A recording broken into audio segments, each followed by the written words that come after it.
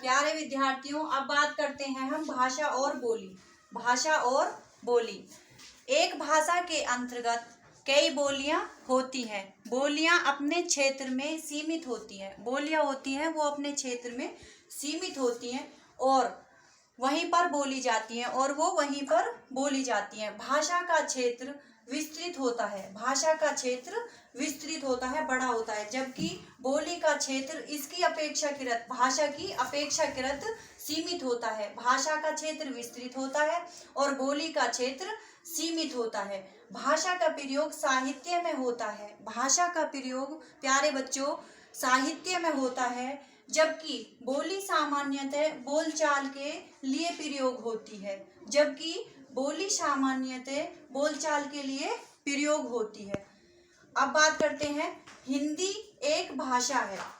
हिंदी एक भाषा है, जबकि मैथिली, अवधी, ब्रज, कन्नौजी, मगही, भोजपुरी आदि ये क्या है, हिंदी की बोलियां हैं। हिंदी एक भाषा है और ये सारी हिंदी की बोलियां हैं।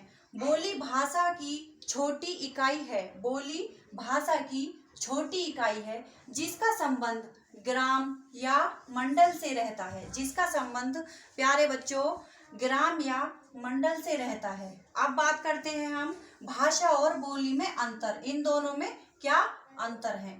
अब भाषा और बोली में अंतर। भाषा का क्षेत्र बड़ा होता है। बोली का क्षेत्र इसकी अपेक्षाकृत, किसकी अपेक्षाकृत, भाषा की अपेक्षाकृत छोटा होता है। और भाषा में साहित्य की रचना होती है और बोली सामान्यतः बोलचाल में प्रयोग होती है।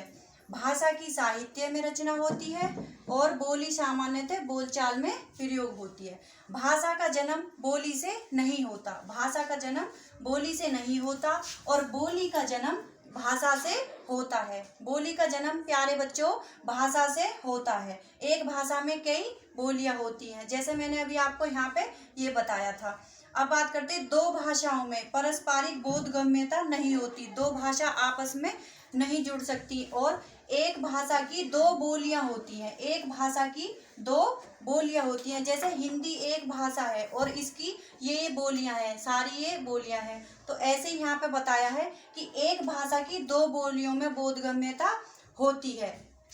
भाषा का प्रयोग प्यारे बच्चों शिक्षा, संचार माध्यमों एवं सूचना तकनीक में होता है। भाषा का प्रयोग शिक्षा, संचार माध्यमों एवं सूचना तकनीक में होता है। अब बोली लोकगीत एवं लोक साहित्य में प्रयोग होती है। लोकगीत क्या होते हैं, जैसे गांव में ऐसे ये गाने होते हैं, गाते हैं, जो महिलाएं गाती हैं उन्हें हम लोकगीत कहते हैं। एवं लोक साहित्य में प्रयोग होती हैं। भाषा का प्रयोग जब साहित्य में कम हो जाता है, जब भाषा प्यारे बच्चों भाषा का प्रयोग जब साहित्य में कम हो जाता है तब वह सीमित क्षेत्र में प्रयोग होने लगती है। जब उसका क्षेत्र मतलब सीमित, कम हो जाता है। सीमित का मतलब होता है प्यारे बच्चों कम होना। अब बात करते हैं हम बोली की। तो बोली का प्रयोग जब साहित्य में प्रचुर मात्रा मतलब ज्यादा मात्रा में होने लगता है तब वह भाषा बन जाती है। तब वह भाषा बन जाती है।